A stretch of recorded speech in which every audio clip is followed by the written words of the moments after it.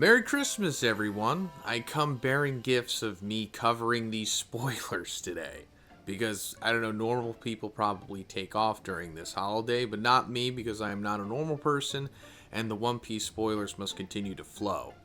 And I will facilitate that in any way that I can. But we got some good spoilers on Christmas today because we're finding out what Ragnir's devil fruit is, and what Loki's devil fruit is. The legendary devil fruit of Elbaf. Well, kind of. I mean, we know. I'll explain it. Let's get into it. Loki fights Ragnar. Harold says no one has ever eaten the legendary devil fruit since Ragnar has been protecting it all along. So yeah, in the previous chapter we saw that Emu has taken over control of Harold and he starts fighting everyone in the castle and he starts killing the guards. Then it got to the point of him stabbing Jarl in the head, and then he was like telling Loki to just, hey, go out, eat the legendary devil fruit that's been locked up. That's the only way that you're going to be able to defeat me. Well, that was before Harold completely to Emu, but that's what Loki went to go do. Then Shanks and Scopper came into the throne room and started fighting Harold, which I guess is going to continue in this chapter as well. But we saw at the end of the previous chapter that Loki had made his way to the treasure room, but before he could open the chest, Ragnar, the hammer, like the Mjolnir equivalent of One Piece, just swung at him. So now we're coming back to this stuff. And apparently no one has eaten the legendary devil fruit. I don't know if no one ever in the history of time, like, I don't know, it's been at least 1,000 or 800, 900 years since devil fruits have existed, kind of, right? I don't know if that means that no one has ever eaten it, but maybe it's possible. It still remains to be seen. Or maybe no one has eaten it since the Void Century, kind of similar to like the Nika fruit. Gaban explains how to damage the immortals. Basically, you coat your attacks with Conqueror's Haki, which causes pain and slows their recovery. Keep attacking repeatedly until they can't fight anymore. Gaban says that he knows how to fight them because the Holy Knights tried to abduct Shanks several times, but they were defeated every time by the Roger's pirates. So yeah, it's just as we suspected. In order to overcome Emu's, regeneration powers that she gives to the Gorosei and the Holy Knights, or at least the Holy Knights. We haven't really seen it happen with the Gorosei yet as far as I know, but at least with the Holy Knights, the Deep Sea Covenant, just use Conqueror's Haki. Look, I'm not expecting some kind of like Hunter x Hunter battle system or solution here to everything. I mean, I know things were a little more inventive in the beginning of the series, but this is post-time skip. It doesn't really have to get too complex. Oda's more focused on the lore and the world building and all that stuff. We don't really have to get into like, you have to do this complex thing to overcome this complex ability. No, just use more Conqueror's Haki. I mean, we saw when Garp and Roger were taking on Dami Reversi'd rocks. They were like, yeah, I guess we just got to use a lot of mass, which still remains to be seen what that is. Soul power that uses Conqueror's Haki or something. But yeah, the same kind of principle applies here. Just use Conqueror's Haki, but I don't think it's just any Conqueror's Haki. Maybe it's like advanced Conqueror's Haki or something. But also another interesting little reveal here. Apparently, while the Roger pirates were out there doing stuff with, little Shanks, they were trying to abduct him, the Holy Knights. I guess they were trying to, bring him over to their side since he was Garling's son. And that's how they figured out how to overcome them. I mean, I guess it didn't really have to go into the God Valley stuff because Roger could have just told them, like, oh, hey, we dealt with that back on God Valley. I mean, not necessarily the Holy Knights, but Rox did. But he dealt with the Dami Reversi stuff, which is the same. Loki and Ragnar's fight continues, but they are exhausted. Loki's hammer is broken, and Ragnar turns into a cutie squirrel. Okay, so that confirms it. Ragnar has eaten a devil fruit. The hammer itself has eaten a devil fruit. They always just say that like ambiguously whenever they talk about how inanimate objects have devil fruits or eaten them. It's never explained how it works. It's just it eats a devil fruit or something. And then we see like Vegapunk drew like schematics for it one time. Hopefully my editor can find like the picture of it. It was like rocket plus fruit plus gorilla equals like rocket gorilla or something.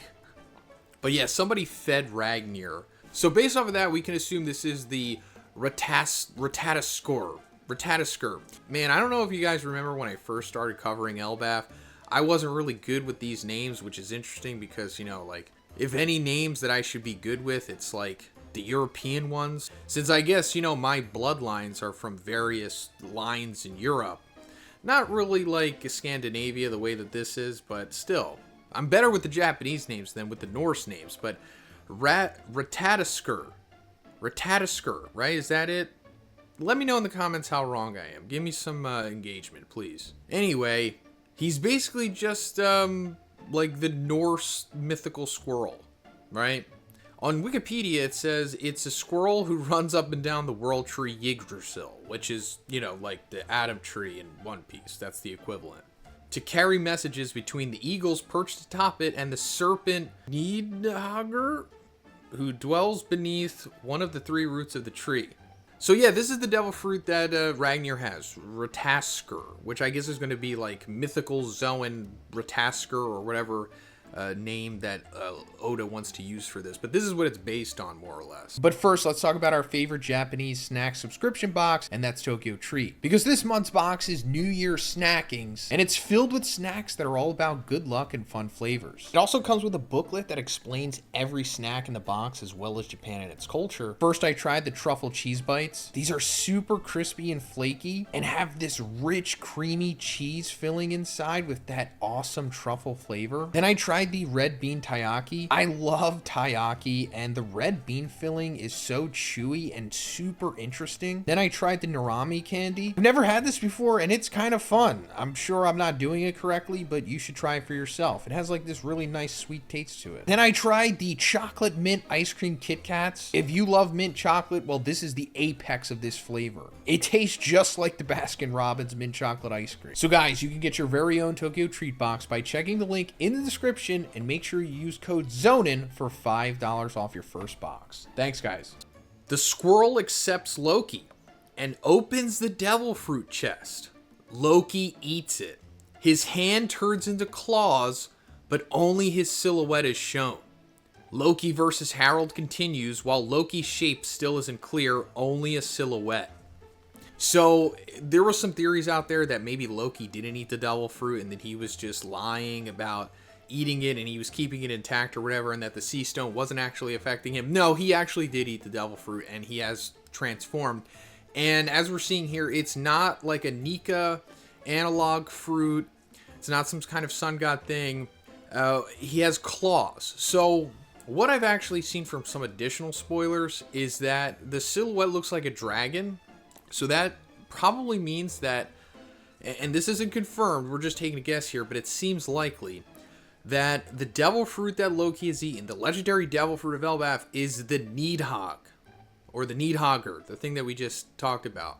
So we've actually seen the Nidhogg in Elbaf already. If you go back a couple chapters to before the flashback, that dragon thing that we saw that came from the kids' nightmares that Summers manifested, that is the Nidhogg. That is apparently what Loki's devil fruit is. So the Nidhogg, or the Nidhogger, or however you pronounce that, any Norwegian people in the comments, let me know. Danish, Swedish, Icelandic, let me know. It's a Germanic dragon in Norse mythology who is said to gnaw at the roots of the world tree Yggdrasil, and is likewise associated with the dead in Hell or Niflheim. So yeah, I guess this will be the mythical Zhoniin model Nidhogg or something, which is cool. A dragon, another dragon, sure, why not? I mean, yeah, it would have been cool if it was like some kind of broken paramecia or even a Logia. Where's all the Logias at, Oda? I mean, there's only like a handful left, maybe, if that. Maybe Dragon, like Luffy's father, has the last Logia that we're going to see in the series, maybe. But yeah, another mythical Zhoniin. But this also goes back into what I was talking about way back last year when Shamrock was revealed that he had the Cerberus fruit in his sword. I was thinking, like, man, it would be really broken if somebody ate a devil fruit themselves and then had a weapon that ate a devil fruit, because then you have like 2 powers. And Loki has done it. He has the Ratatoskr mythical Zhoniin in Ragnar, which I guess is why Ragnar can summon the lightning. I guess that dispels the satellite theory. But does it say that Ratatoskr has like lightning powers? I don't think it says that on Wikipedia. Okay, so a quick ChatGPT search says that Ratatoskr does not have lightning powers. So either Oda is like adding that to the fruit powers, or maybe it's not Ratasker's powers, and that it still could be tied to that Void Century satellite that may or may not exist. I'm just saying that going off of what we saw on the Atom Tree mural, it looks like lightning is coming down from like some kind of ship or satellite thing. And I don't think that's Uranus, because Uranus doesn't have like the lightning beams. It just has those straight, 16 holy bullet laser things. So I don't know. We're just guessing here. We're just talking. But as for what the Needhog's abilities are, I don't know. It could just be a beastly dragon. Can't really see too much on it yet, but I mean, it's not even confirmed. First of all, it's not even confirmed that this is the Needhog Devil Fruit that Loki has eaten, but it probably is that. Just taking a guess. It seems likely. Loki with Ragnar in human form lands the final blow on Harold, coated with Conqueror's Hockey and lightning, shattering Harold into pieces. I guess that's where the chapter ends. So that's how Loki defeats Harold. He just uses Conqueror's Hockey and lightning. So I guess the lightning is coming from a Tasker. And when it says Loki with Ragnar in human form, I guess Ragnar is in his Zhoniin hybrid form. Unless it's saying Loki in his human form, but this was like a mistyping from Scotch or something. Not really sure. I guess we'll have to wait for the full summary. Who knows when we're going to get that. Maybe tomorrow, maybe the day after that. I'll cover it if I can, which most likely I will be able to. And they're defeating Harold here. I don't know why he needed the Devil Fruit to defeat him. Like Harold was saying, the only way you could defeat me is with the Devil Fruit. But it ultimately comes down to Hockey, like what we talked about before. Hockey transcends all. So if you just need Conqueror's Hockey to defeat him, what's the point of the Devil Fruit? Did the Devil Fruit buff his Conqueror's Hockey? I mean, I guess it buffed Luffy's when he unlocked the Nika aspect of the Gum Gum Fruit, but still, I won't question it. Anyway, Harold's shattering into pieces here. I don't know if this means that he's dead, because technically he's still immortal. I mean, Scopper says earlier in the spoilers that the way you damage the immortals, coat your attacks with Conqueror's Hockey, it causes them pain and slows their recovery. Keep attacking until they can't fight anymore. But I don't know if that means you kill them. Now again, I don't know if Harold's dead. There's also a chance that there might be like this huge like theory twist revelation to Harold, which I'll talk about next week in a collab with Sai. But that's pretty much it for now, guys. Let me know what you think about these Devil Fruits revealed in this chapter. Do you think Harold's dead? What do you think about Conqueror's Hockey being the solution to these problems? Let me know, guys. And if you liked the video, please give it a like. And subscribe if you haven't already. Have a great day and Merry Christmas, guys. See you in the next one.